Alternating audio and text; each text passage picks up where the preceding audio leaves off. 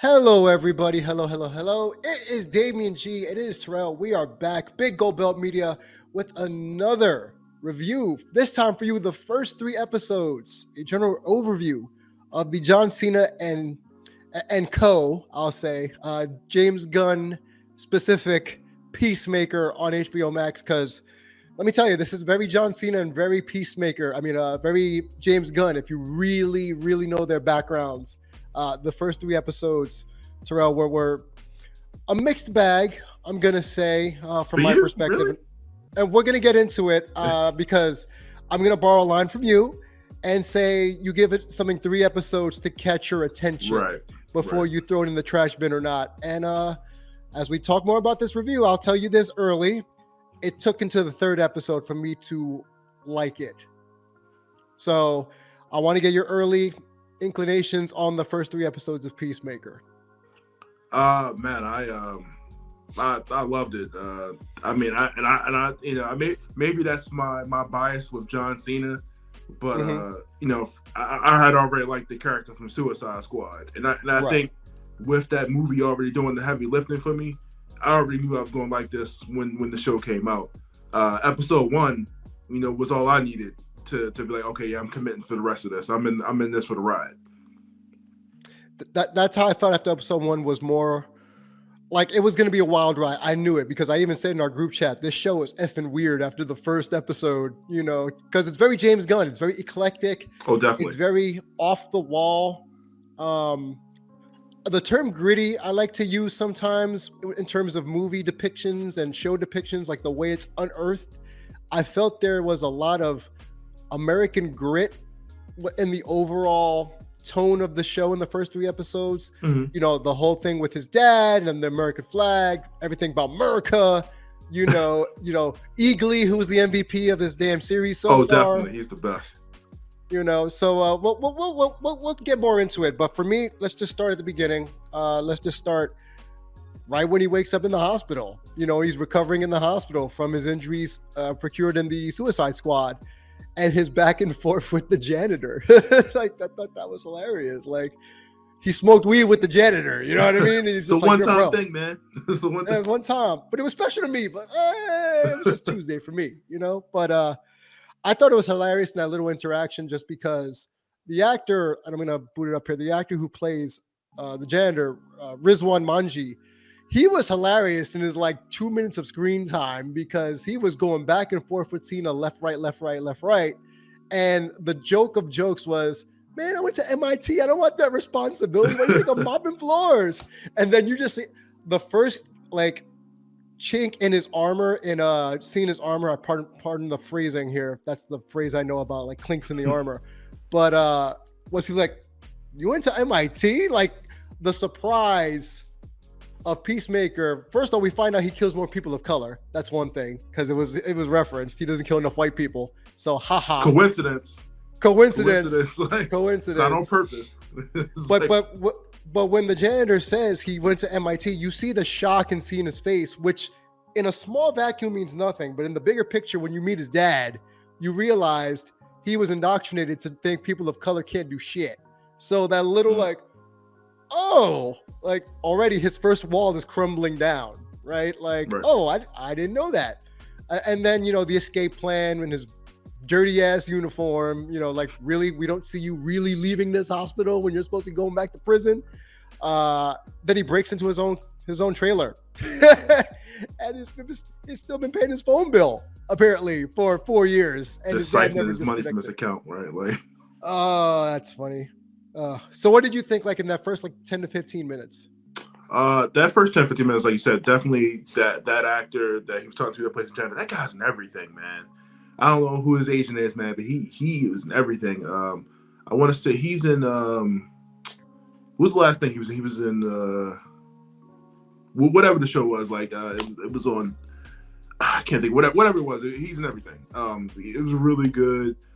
John Cena, man, I tell you, John Cena, the comedic timing from this guy, yes, he freaking nails it, man. I don't know if it's just his wrestling, he's one of the greatest promo guys of all time, and I don't know how many, he probably did this in one take, man.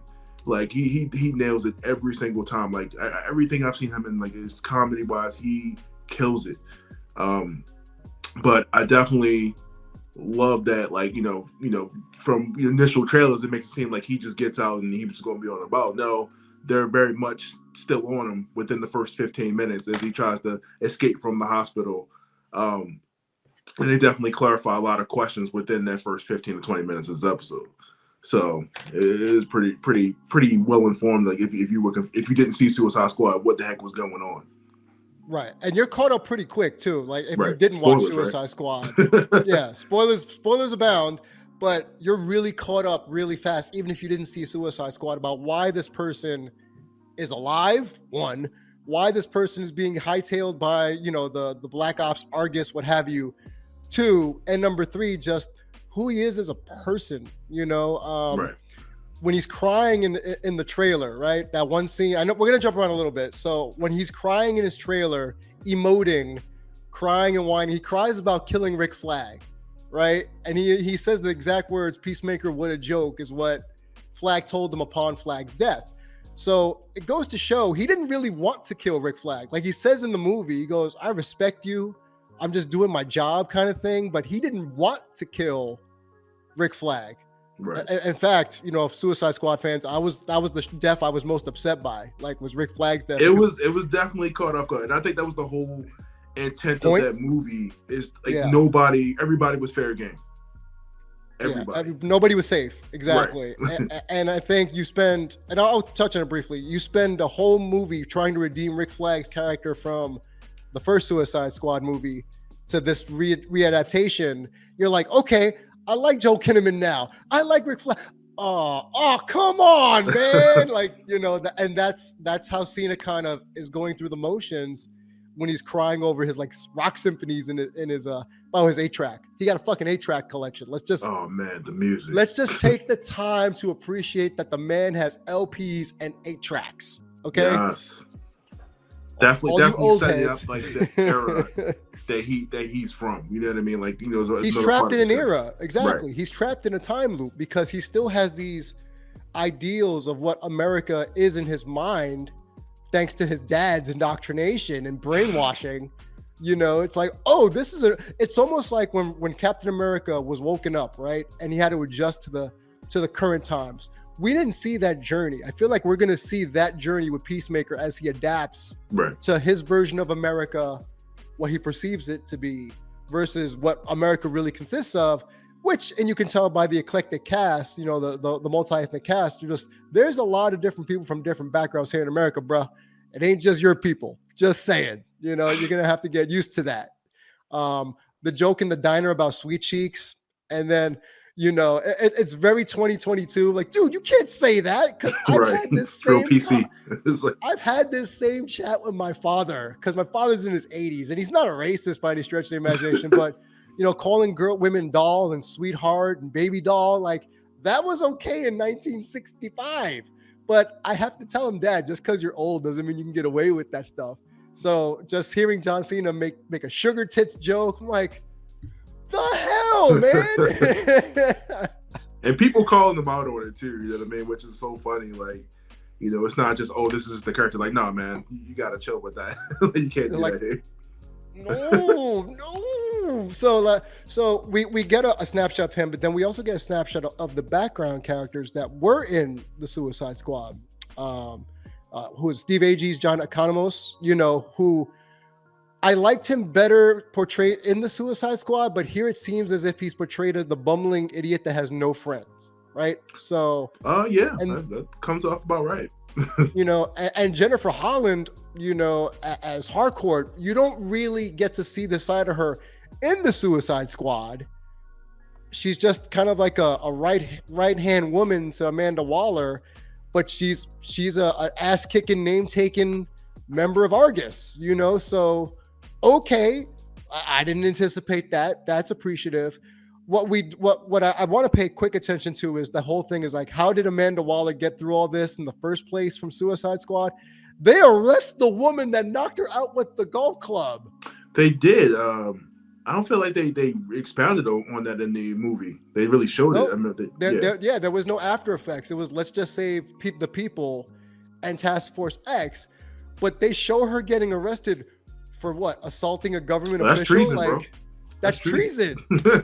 So she literally went to jail for knocking out Amanda Waller. Because I was wondering how the hell did they get around this? That's how they arrested her for treason. So for doing the right thing, kids, you get arrested. But the other two get repositioned to this detail as a punishment. Like that was their punishment, that they have to be the handlers of Peacemaker. So the characters are fleshed out a little bit more. We're introduced to Clemson Mern, who I never heard of before. I don't think he's in the comics, or if he is, I've never heard, because we have not read one comic of Peacemaker, so we don't know who the background characters are in the comic, but very mysterious. Seems like he did a lot of wet work, as his character is portrayed, and he just happens to be the handler of Peacemaker. So we get all these weird characters put together, and still the best character I still think is what's her name? Adebayo. I think one of the best supporting characters before we learn the twist of who she really is in episode 2? Yeah, who she really is. It's like, oh, that's why you're on this team. But we'll get into that. So let's I want to compartmentalize here. Let's talk about Cena's portrayal really quickly of the character from the movie to the show. Like what are some nuances that you've noticed? How has it improved? He's clearly had more time, to really live in the world of this character. Some would just say he's playing himself. Yeah. Just dialed up times 1,000, which is his ring like character. In wrestling. Right. Mm-hmm. Yeah, he's clearly had more time, and I think that's one of the best things about this era of like movie and TV that we live in now, where we get more time to like expand upon a character, and not just 2 hours and okay, that's the end of the movie. But we now get to live in that world and see what else is going on, and give these characters more time and more background to really be like, oh, okay, this is what's going on. But no, it's like he never left the role, and I know they were kind of like simultaneously filming that and this at the same time. So, like I said, he definitely, just to get more of it, man, I definitely appreciate. Yeah, you know what you mentioned it earlier, the comedic timing that John Cena has. It's almost very dry, and it's perfect for a James Gunn show, like or set. That's basically. It makes me wish that John Cena was Star-Lord instead of Chris Pratt. Let's be honest here. If you took out John Cena as Peacemaker and swapped him in as Star-Lord, would we really mind? Probably not. From a character Cena, portrayal. Even outside of John Cena being John Cena, he always has like kind of like this military presence. You know what I mean? Like very regimented. Right. You know what I mean? That just seems like the type of life that he lives. And I think that's like kind of the role he gets, is like this funny military guy, and everything he gets, and he kills it. You know what I mean? Like, so like when he goes home, right, and he sees his dad for the first time in 4 years, Robert Patrick is not happy to see him for whatever reason. Yeah, Mr. Terminator 2, liquid. I was gonna say, aside from being the Liquid Terminator, right? People forget he was the shadow boss in the really bad Double Dragon movie with Scott Wolf and Mark Dacascos. Hey, I like that movie. I left. I walked out. Teenage me walked out seeing Alyssa Milano as Marion, which I was happy with, because who wasn't a fan of Alyssa Milano when we were kids? But yeah, he was the shadow boss. Go figure. But his portrayal of White Dragon, as we learned in the third episode, I believe, he's an asshole, man. Oh, like, definitely. He's a fucking, pardon my French, y'all, but he's a fucking dick. Like, he has the flag upside down, and apparently if you hang your flag upside down on your property, that means you feel you're in severe danger, or you're having you're protesting something going on within the country or something like that. I never knew. Yeah. And apparently that he feels America's under attack. It's too soft. It's too colorful for his liking. He likes his old America, the way it's supposed to be. Not gonna lie, had some great technology when Peacemaker goes to. Oh yeah, that was cool. That was some real cool like Tom Lou. That lab. That lab was on point. I'm like, yo, yeah. and I didn't know, and we didn't know what the helmet was for, right? He just said it was a beacon for freedom or whatever, what have you. But it turns out all these helmets have a role. You know, it's like putting on armor in RPGs. You know, you get +3 vitality or you have a special attack. So the toilet seat has a purpose. Hating on that helmet too. I love it. Could be a lot of peacemakers out here, man. Oh God, like I can only imagine. But no, the CG or whatever, however they did it, that looks really, really cool. Like right. I didn't anticipate it either. Kind of almost like a Dexter's Lab type thing, like that. It was really cool. It reminded me of, if you remember Spider-Man and His Amazing Friends, when in Peter's house he would just pull the lever and all like the random technology would pop up from the ground at Aunt May's house. Like, okay. Everything turned to like a computer, desktop to a computer, stuff like that, yeah. So you're introduced to their relationship, and what winds up happening is you see the only time, if you notice, the only time that his dad gets perked up in conversation is when they're talking about the torturing of a blood sport with the rats. Like, he's interested, like, oh, torture? Pain? Yeah, he almost died off that. Yeah, Lily almost died choking off that. So, and then he goes back to just not liking his son.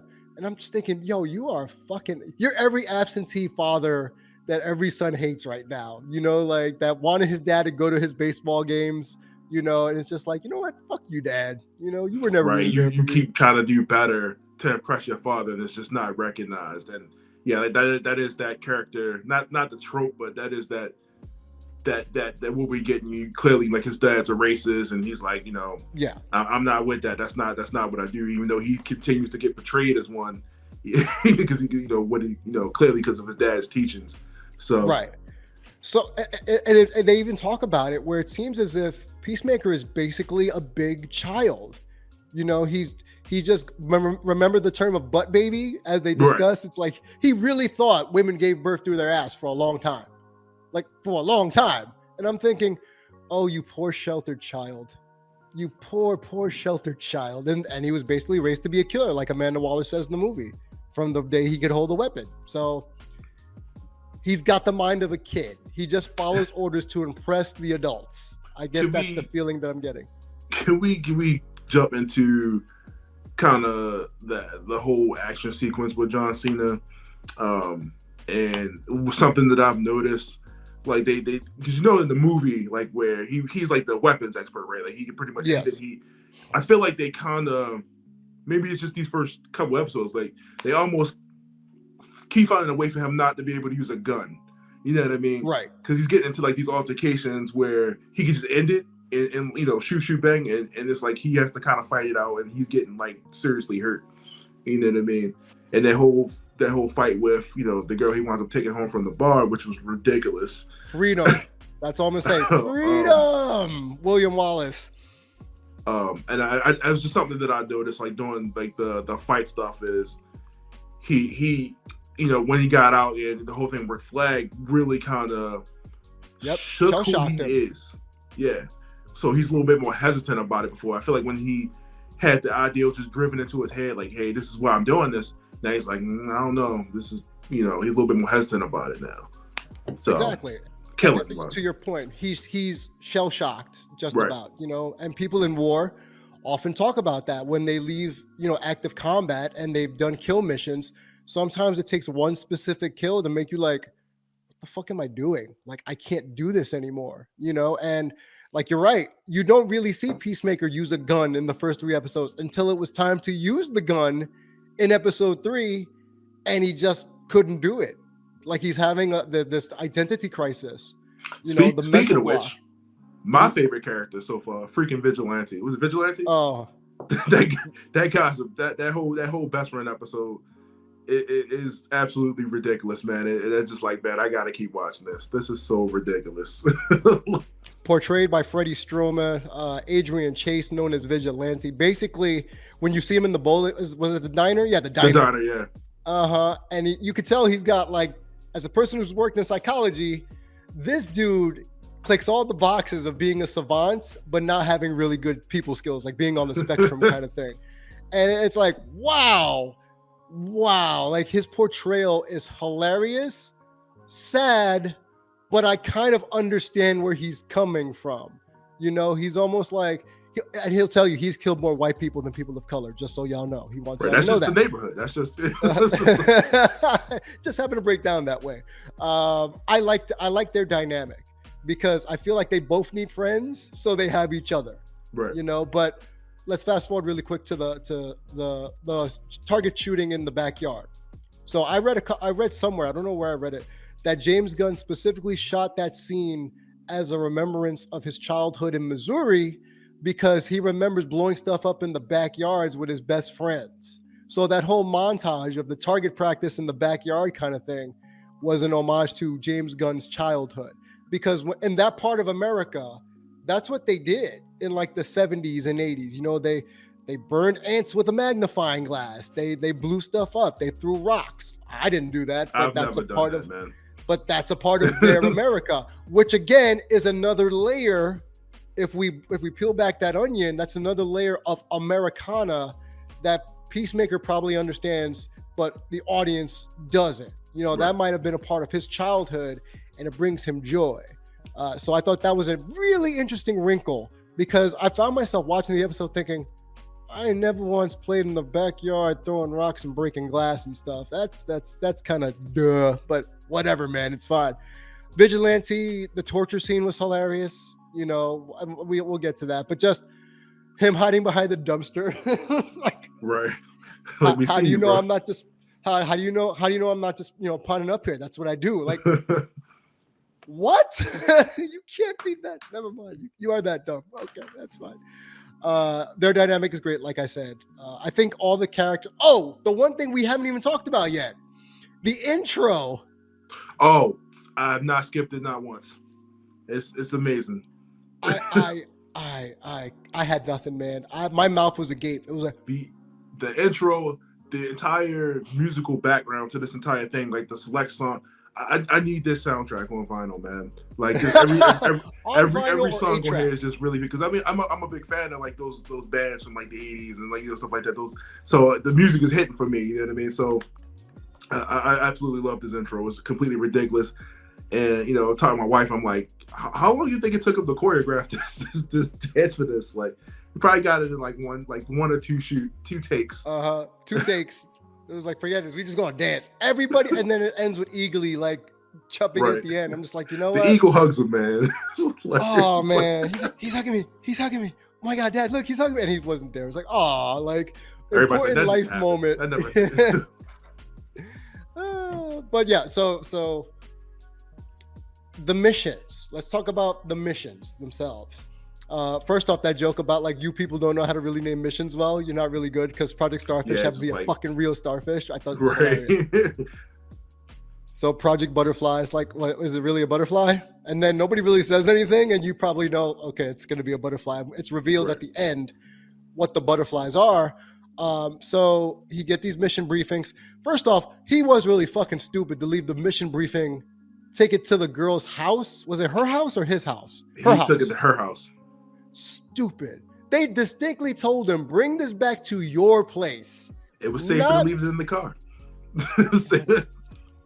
Which, I mean, fair point, because he did blow it up. Like, true, but still, how do you bring it to your booty caller's house? Like, leave it out and about. Like, come on, man. He tries to, you know, at the bar, he tries to flirt with what's her face with Harcourt, and she whoops those dudes' ass in the bar. That was cool. Not gonna lie. I believe that's actually James Gunn's partner, from what I've been told. Really? I believe that she. Yeah. Hold on. I got a feeling by the end of it, they're gonna wind up hooking up though. She's gonna. Yes, she's been with James Gunn since 2015. Oh wow, congrats, good to her. Yeah, but she whooped it. She whooped that ass, and yes, I'm pretty sure they're gonna hook up at some point. She's gonna, because there's been a couple moments where she's kind of broke down and become nicer. and I feel like she's gonna fall for the Peacemaker charm, because notice how like everybody's like, man, that super attractive guy that's running around with the everybody just keeps referencing his looks, and he's just like, yeah, that's right. But like that's all he's got, like he's that insecure. Like I feel like John Cena specifically had them write that into the script, like just everything about you, your physical prowess, everything about you, attributes, right? Mm-hmm. Just keep feeding the ego, man. Just keep feeding the ego. That guy's wife, man. So in the midst of the escape from the apartment, after he's killed what seems to be a possessed woman, which turns out to be, one of the butterflies, apparently. In his escape, he kidnaps or takes hostage a couple, which you find out later in episode 3, she bangs both him and Vigilante. So okay, like, and you knew it too. I'm like, this is gonna be some cuck shit. Watch and look, borderline cuck shit. Like, I loved it, man. I loved it. It's so real in a weird, perverse way. This whole show is a perverse realism. I love it, and it's tapped into some humor joints of that I didn't realize I thought were funny. And you know what I mean? Until as I get a little bit older, I'm like, man, this is hilarious. Like, why do I find this funny? Like, but it is, like, but it's John Cena. It's John Cena, and you know what? I don't think you can put someone else in this role and they're going to deliver like John Cena did. Honestly, like I said, the missions. We don't know what Project Butterfly is until the 3rd episode. To be quite honest, I didn't even. And when we get into what we love, what we didn't love, I'll talk a little bit more about that. You just don't know what's going on really until episode 3. Like, what the hell's the point? Like, the first 2 are just basically to introduce you to the team and to Peacemaker and try to wrap all this in a bow. And then by episode 3, we're finally in, mission mode, and not like survival mode. So you finally get to see what the mission is, and it's to assassinate Project Butterflies. And we get in deep with the episode and the mission itself. And it just seems that that's where Cena's kind of Gulf War syndrome is kicking in, where he doesn't know if he could kill children. Because even though he said he could. Yep. Repeatedly. I don't care how many men, women, and children I have to kill to get it. He had his chance when he was ready to start shooting. He said that. Constantly. It's like, it's like his version of I could do this all day. They'll remind him all the time, like, hey, you said you could do this. But when push came to shove, he couldn't pull the trigger. And it was up to Vigilante, like, bro, I got this. It's okay. And then he's like a quivering mess in the corner. And Vigilante's just humming, pop, pop, like Baby Bear, 1 gone, Mama Bear done. I'm like, oh, and if they didn't show the kids getting shot. So yeah, what's up with that, man? Is that just like an unwritten rule of TV and movies? I want to see no kid getting shot. No. Like seeing ghosts getting shot, that's one line. Seeing kids and animals getting killed, that's another line, man. No. I guess. I don't know. I'm not saying I want to see it, but I'm like, all right. Like, you really want to see a kid's head get blown off? It's an alien. We didn't know that. What if it was a child robot? Is it cool then? Yes, because you can see the robotics underneath. As long as it's... Okay, so you remember the show Small Wonder? No, never seen it. Okay, long story short, it was a show about this robotic girl who was a maid, who was like basically a robot, made like a little girl.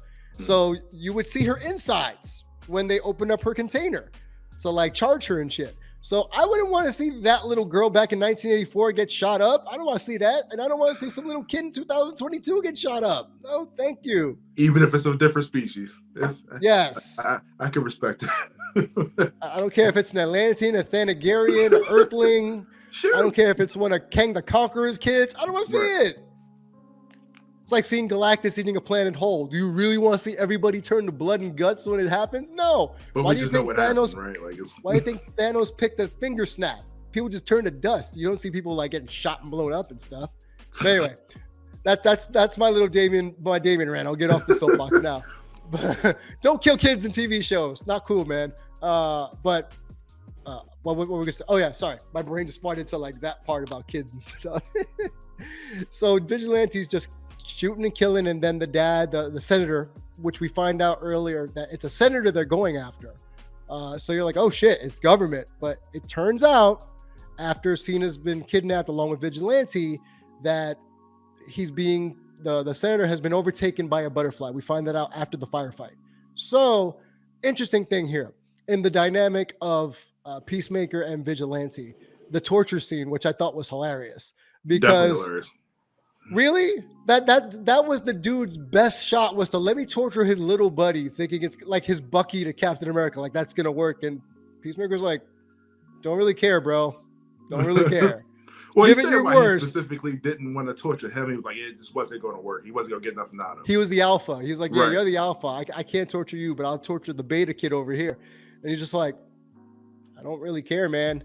And then when they ripped off the toe, they was like, oh, they only got half of it. Like, okay, so now my man is running around with half a toe.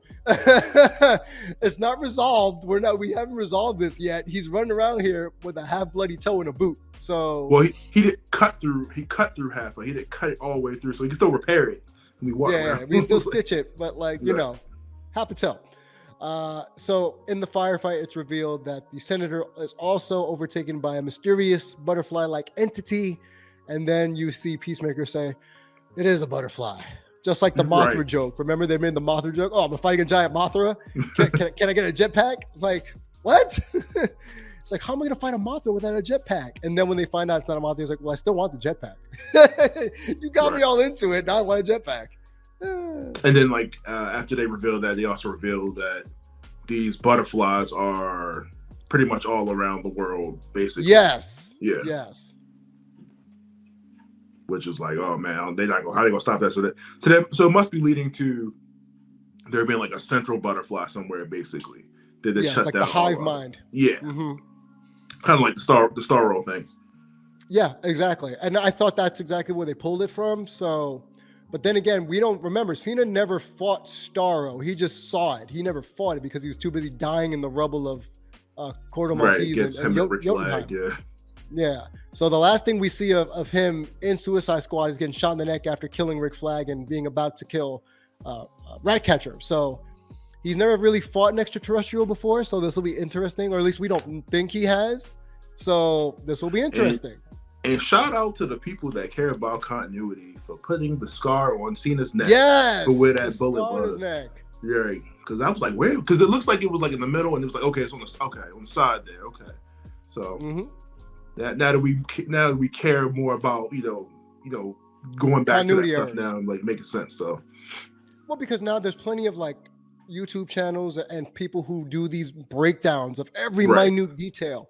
So you got to give them something to critique, and there you go. So they got the bullet hole. Glad they kept it. So all in all, I know we gave a general overview. If there's anything you specifically that you want to like touch on before we go into the ups and downs of it all.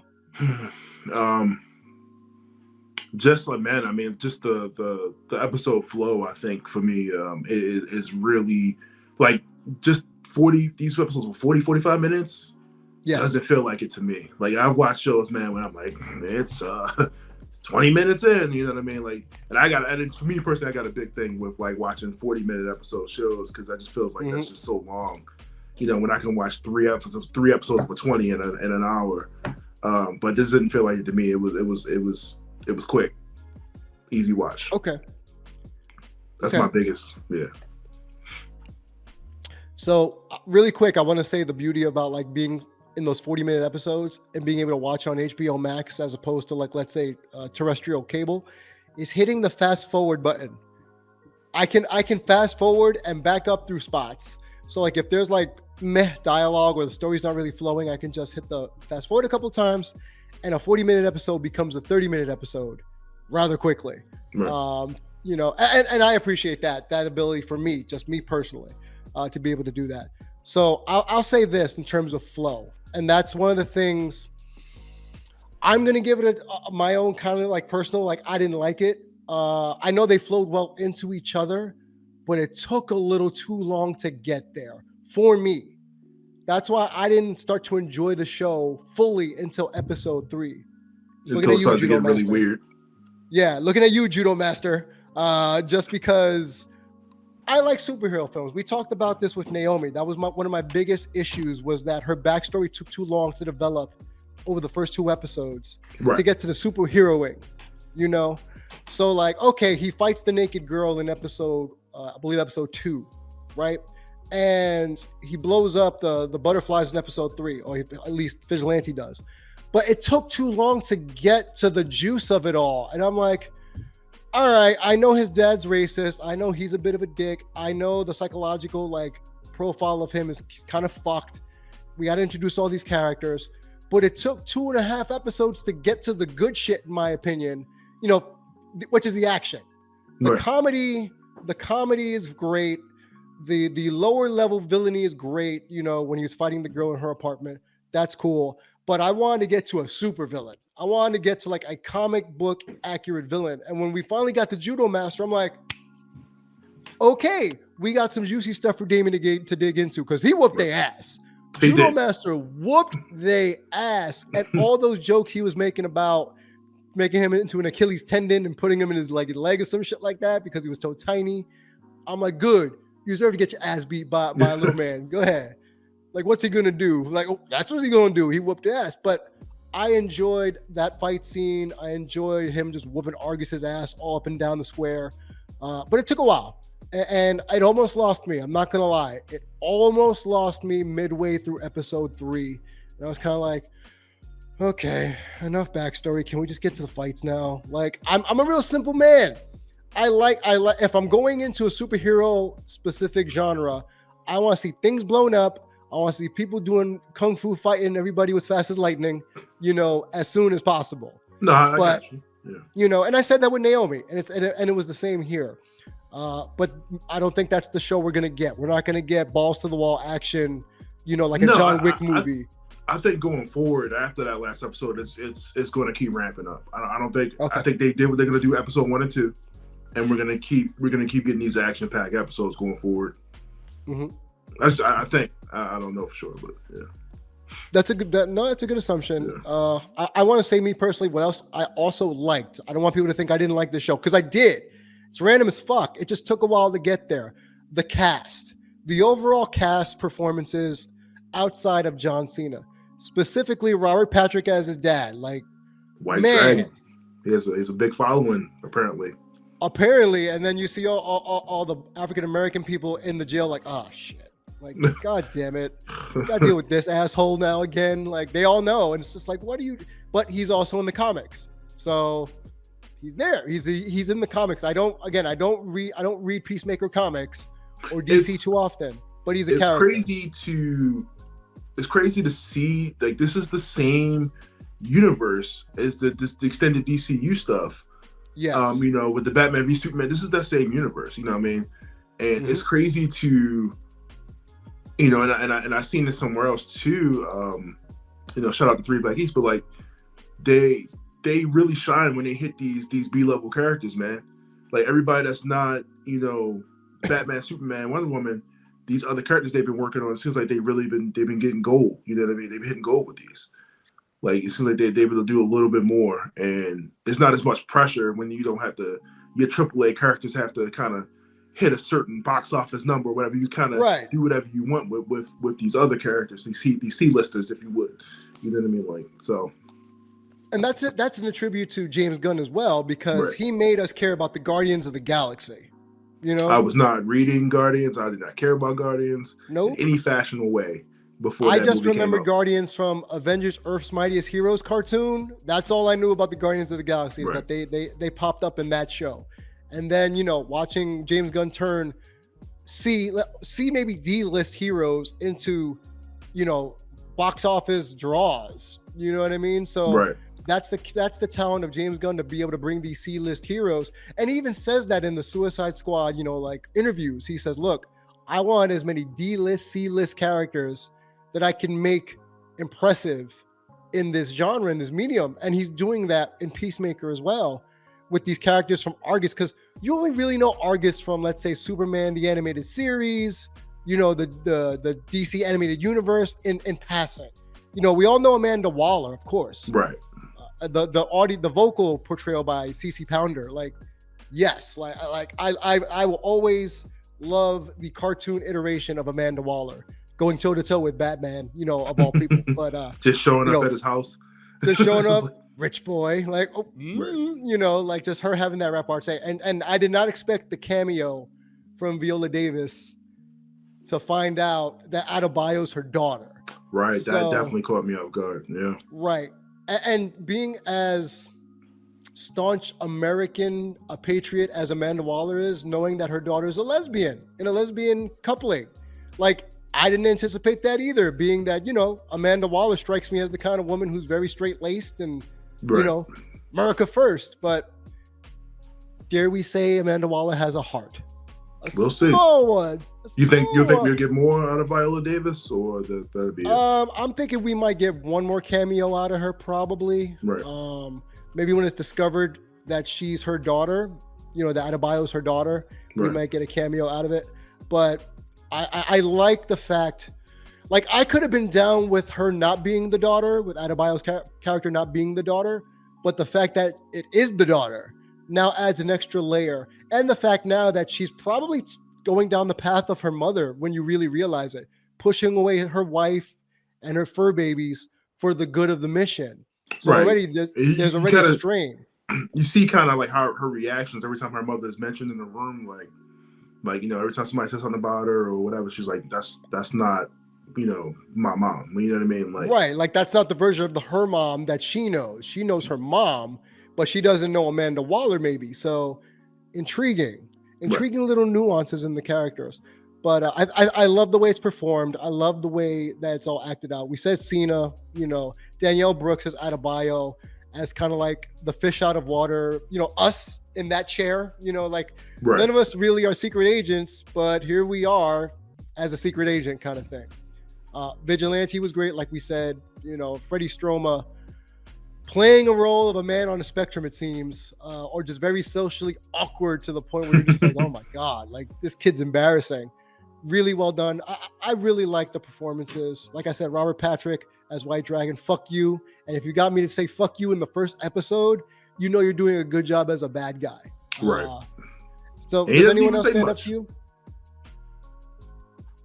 What'd you say? I said, does anyone else stand out to you?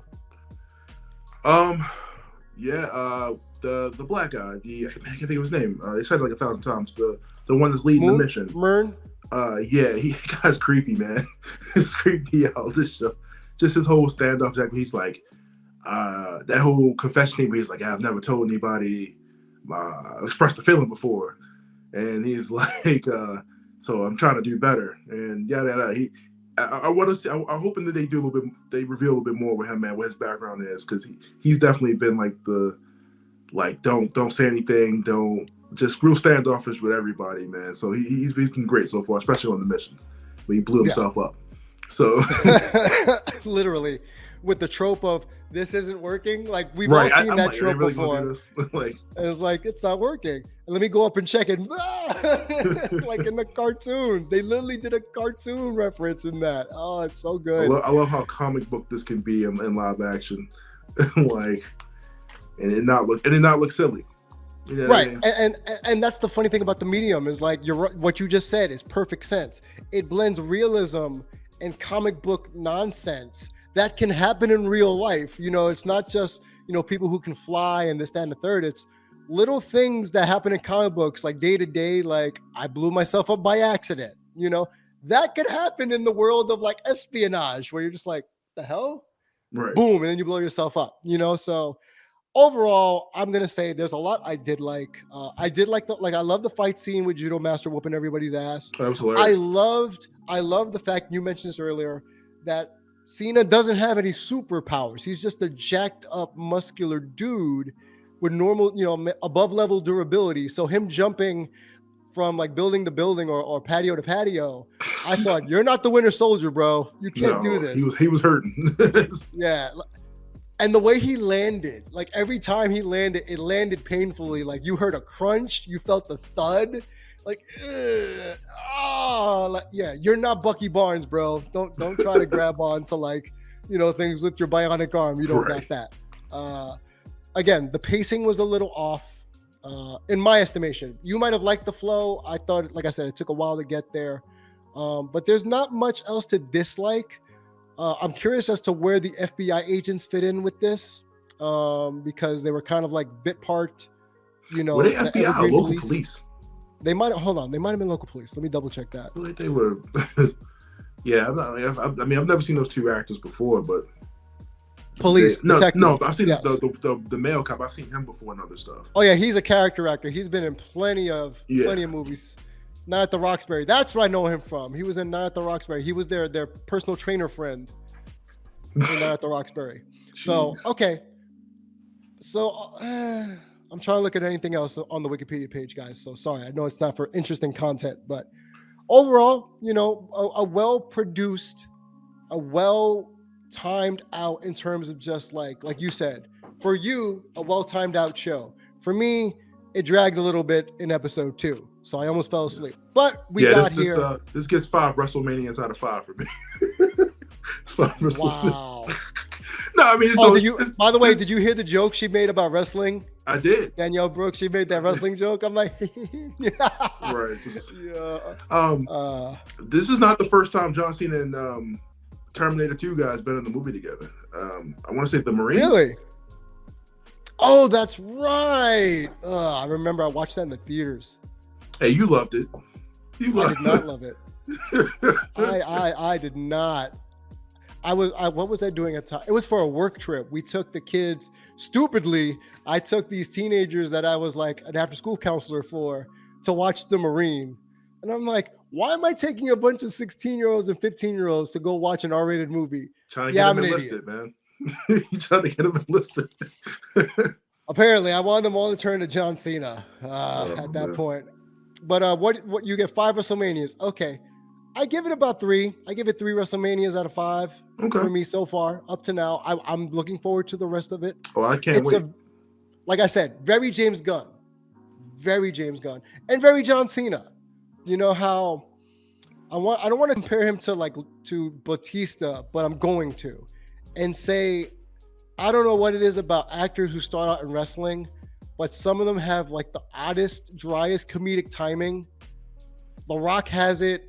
Batista has it, Cena has it. It's a weird timing mechanism that only people who have done professional wrestling or some sort of improv or stage acting and they're comfortable with it can pull that off naturally. And John Cena just oozes that. He oozes the character. He oozes the douchebag with a heart. It might be him in general. He might just be playing a souped up version of himself, like we said, right? So 3 out of 5 WrestleManias for me. You give it a 5 out of 5. Oh, definitely. Well performed, well acted all across the board. Action set pieces took a little bit to get started for me, but overall, pretty solid for the first 3 episodes of Peacemaker. Mm-hmm. Let us know what your thoughts are in the comments here at Big Gold Belt Media.